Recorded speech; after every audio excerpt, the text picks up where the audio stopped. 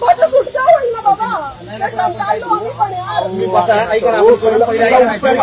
पहिला उपचार घ्या, नंतर काय करायचं घ्या. नाही घ्यायचंय मला उपचार, भेटून लागेल का?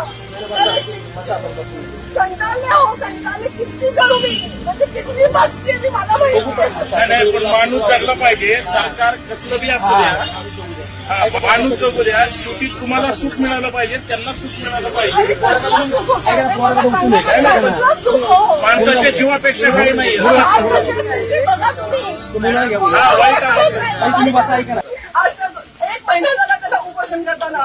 लास्ट टाइम मंत्रालयात पाडला होता, त्याच्यानंतर मंत्री महोदय त्याच्याकडे गेले होते, घरी गेले होते, आश्वासन दिलं की आम्ही करू तुमचं सगळं, जे का तुम्ही प्रोजेक्ट केलंय तुमचं रिकग्नेशन करू, तुमचं प्रोजेक्ट आहे आम्ही करू, पण काहीच ते करत नाहीये.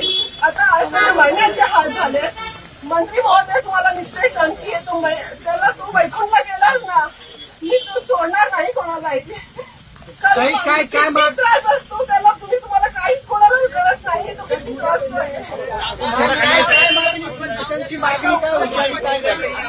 अशी काहीच नाही. तुमचं आमचं जे प्रोजेक्ट चालू होतं मिशन लेट्स चेंज स्वच्छता मॉनिटर, ते त्यांनी स्मॉल प्रोजेक्ट सुरू केलं होतं. केसरकर साहेबांना आवडलं. त्यांनी माझी शाळा सुंदर शाळामध्ये ते घेतल्यानंतर त्यांनी म्हटलं की 2 कोटी रुपये तुमचे आम्ही सँक्शन करतोय, तुम्ही करा.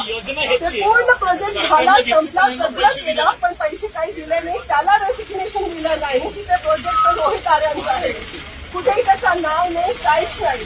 चला आम्ही म्हणतो ठीक आहे, काही आता नवीन प्रोजेक्ट सुरू करतो, सेम प्रोजेक्ट. आता तुम्ही बघितलं ना, GR बघितलंच ना तुम्ही, त्याच्यामध्ये पण PLC स्वच्छता मॉनिटर आहे केलेलं आहे, पण अजूनही ते लोक काहीही करत नाहीये. 1 महिना झाला त्याला उपोषण करताना, त्याला रिकग्नेशन ते लोक देत नाहीये.